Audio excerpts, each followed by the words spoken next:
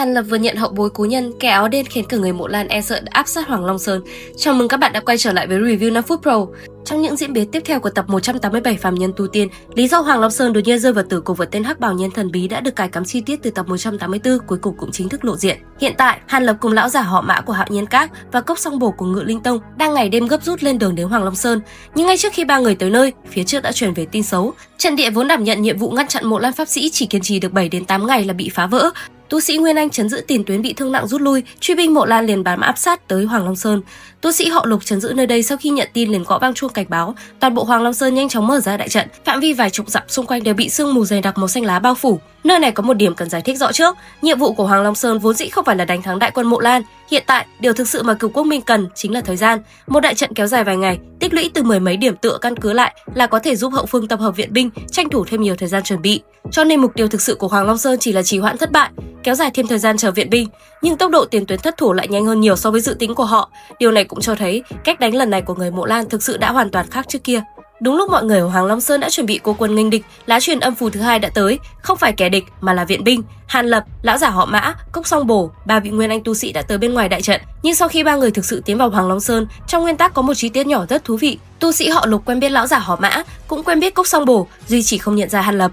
Đến khi nghe nói Hàn Lập mới chỉ kết anh vài năm gần đây, trên mặt ông ta thậm chí còn thoáng qua một tia thất vọng. Chi tiết này nếu phim hoạt hình giữ lại sẽ cực kỳ thú vị, bởi vì đứng dưới góc độ của một nguyên anh tu sĩ bình thường, tu sĩ họ Lục lại chẳng có vấn đề gì sai cả. Trước đại chiến, ông ta dĩ nhiên hy vọng viện binh là một tu sĩ nguyên anh kỳ cựu thành danh nhiều năm, thần thông thành thục. Một tân binh vừa mới kết anh không lâu thì có thể có bao nhiêu kinh nghiệm thực chiến, nhưng những gì khán giả biết lại nhiều hơn ông ta một chút. Trong tay vị gọi là tân binh này có những gì? 72 thanh thanh trúc phong, vân kiếm, tịch tà thần lôi, phệ kim trùng, càn lâm băng diễm cùng với thứ sắp sửa chính thức được hé lộ mang tên Từ La Cực Hỏa.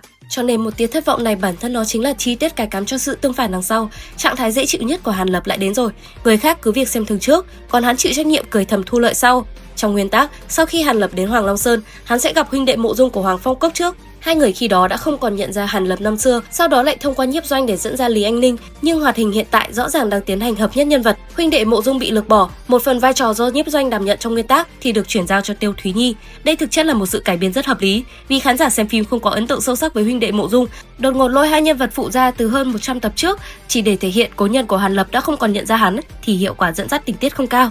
Tiêu Thúy Nhi thì lại khác. Nữ nhân này vốn là nhân vật đã được phim hoạt hình tập trung khắc họa, để nàng tiếp tục duy trì tuyến nhân vật cố nhân này, khán giả không cần phải thiết lập lại nhận thức mới. Hơn nữa, giữa nàng và Hàn Lập vốn đã tồn tại tiền duyên rõ ràng hơn, vì vậy phim sửa đổi thế này sẽ giúp nửa đầu đoạn Hoàng Long Sơn bớt đi cảnh nhận người quen, tăng thêm chút thúc đẩy cảm xúc thật sự, trọng tâm thực sự cũng sẽ nhanh chóng rơi lên người Lý Anh Ninh. Trong nguyên tắc, Lý Anh Ninh là con gái của Mạc Ngọc Châu. Hàn Lập sau khi nghe tên nàng liền hỏi trước xem mẫu thân nàng là ai. Đến khi Lý Anh Ninh nói ra ba chữ Mạc Ngọc Châu, Hàn Lập mới cuối cùng xác nhận được thân phận của đối phương. Sau đó, miếng thông linh ngọc bội được Hàn Lập tặng đi từ hơn 200 năm trước một lần nữa trở về tay hắn. Nguyên tắc có đặc biệt viết, Hàn Lập vuốt ve miếng ngọc bội đó, trên mặt lộ ra một tia mất mát bàng hoàng. Nhưng hoạt hình hiện tại đã sửa Lý Anh Ninh thành do Mạc Thái Hoàn nhận nuôi. Sự thay đổi này mình lại vô cùng mong chờ, bởi vì nó đã thay đổi trọng tâm của mối quan hệ này. Nguyên tắc giống như ta gặp lại con gái của cố nhân năm xưa, còn hoạt hình thì lại giống như ta gặp lại một đoạn tình cảm duyên nợ còn sót lại từ thời phàm tục năm đó. Mạc Thái Hoàn là ai? Nàng không phải là đạo lữ đúng nghĩa của Hàn Lập, thậm chí giữa hai người còn chưa từng xảy ra một đoạn tình cảm trọn vẹn nào. Thế nhưng nàng lại là một người vô cùng đặc biệt trong thời kỳ phàm tục của Hàn Lập, một người đã từng thật lòng yêu hắn và cũng là người hiểu rõ bản thân cùng Hàn Lập rốt cuộc không thể đi chung đường. Nhiều năm về sau, nàng không xuất hiện trước mặt Hàn Lập mà xuất hiện lại là Lý Anh Ninh do nàng nuôi dưỡng.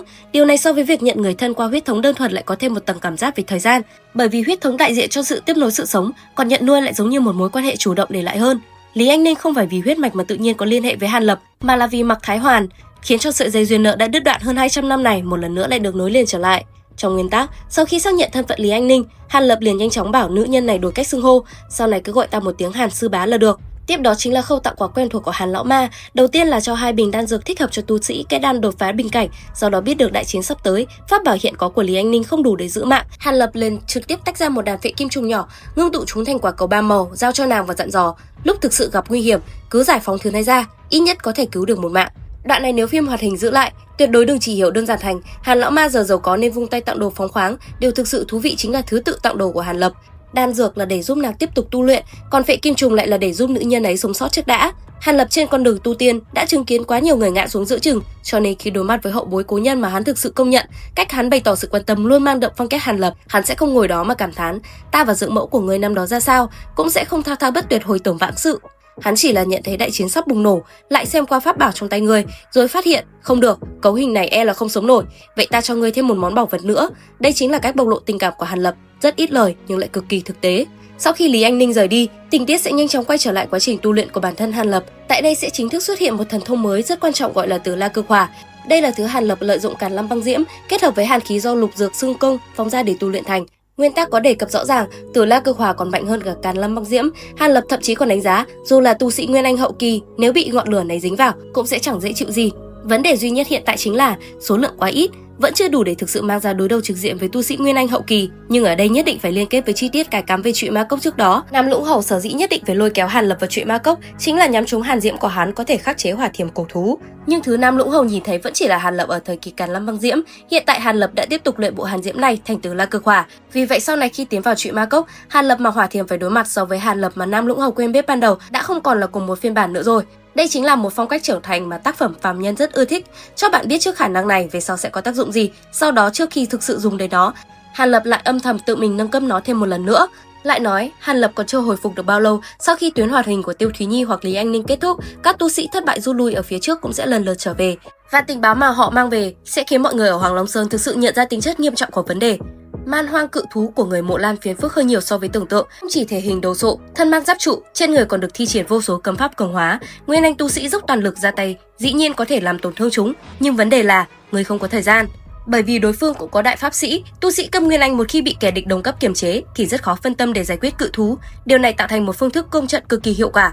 Pháp sĩ cao dài chịu trách nhiệm kiềm chân Nguyên Anh, man hoang cự thú chịu trách nhiệm húc đại trận, các pháp sĩ khác thì chịu trách nhiệm càn quét ép tới. Cho nên thứ mà những cự thú này thực sự thay đổi không phải là sức chiến đấu đơn thể, mà là sự phân công của toàn bộ chiến trường. Trước đây Cực Quốc Minh dựa vào đại trận, dù không thủ được thì cũng cầm cự được rất lâu. Hiện tại người Mộ Lan lại tìm ra thứ chuyên dụng để phá trận, đó là lý do tại sao các điểm căn cứ tiền tuyến lại liên tiếp sụp đổ nhanh chóng đến vậy. Hoàng Long Sơn lúc này đã có nhiều vị Nguyên Anh tu sĩ tọa chấn, Cốc Song Bồ thậm chí còn đề xuất, nếu nhân lực đã đông đủ, chi bằng chủ động xuất kích, đánh cho Mộ Lan pháp sĩ một đòn bất ngờ. Nhưng vị Nguyên Anh tu sĩ thất bại từ tiền tuyến trở về lập tức bác bỏ đề nghị này. Nguyên nhân rất đơn giản, phía đối diện hiện tại chắc chắn có ít nhất 2 vị đại pháp sĩ, ngoài ra còn có một kẻ xa lạ. Kẻ này gần như chưa từng thực sự ra tay, nhưng khí thế trên người lại cực kỳ quỷ dị, thậm chí còn khiến người ta hoài nghi rốt cuộc hắn có phải là tu sĩ bình thường hay không. Xem đến đây là có thể nối lại chi tiết cài cắm từ tập 184 rồi. Khi đó, Ngô Bằng từng nhắc tới 2 vị Nguyên Anh tu sĩ của Cực Quốc Minh khi đối mặt với hắc y nhân thần bí, đột nhiên như bị mất hồn đứng ngẩn ngơ tại chỗ, ngay sau đó bị người ta trực tiếp tiêu diệt, ngay cả hồn phách cũng bị hút đi mất. Giờ đây nhân vật thần bí này cuối cùng đã theo đại quân Mộ Lan tới Hoàng Long Sơn, mà nguyên tắc miêu tả mà xuất hiện của hắn cũng rất đặc biệt, áo đen che mặt, toàn thân tràn ngập khắc khí, xung quanh ẩn hiện tiếng quỷ khóc. Các pháp sĩ cao giai khác của Mộ Lan đều tụ tập lại với nhau, chỉ duy nhất hắn một mình đứng cô đơn ở một bên, không ai dám lại gần. Tinh tế hơn nữa là ánh mắt người Mộ Lan nhìn hắn không chỉ là sự sợ hãi mà còn cả sự chán ghét. Điều này cho thấy hắn và người Mộ Lan rất có thể căn bản không cùng một phe, ít nhất không phải là đồng minh theo ý nghĩa truyền thống. Người Mộ Lan cần năng lực của hắn nhưng lại không thực sự chấp nhận sự tồn tại của hắn. Vì vậy, ẩn số lớn nhất của trận chiến Hoàng Long Sơn này không phải là Hàn Lập có thể ngăn cản cự thú hay không, mà là kẻ ngay cả người bên mình cũng không muốn đến gần kia rút cuộc bá đạo đến mức nào.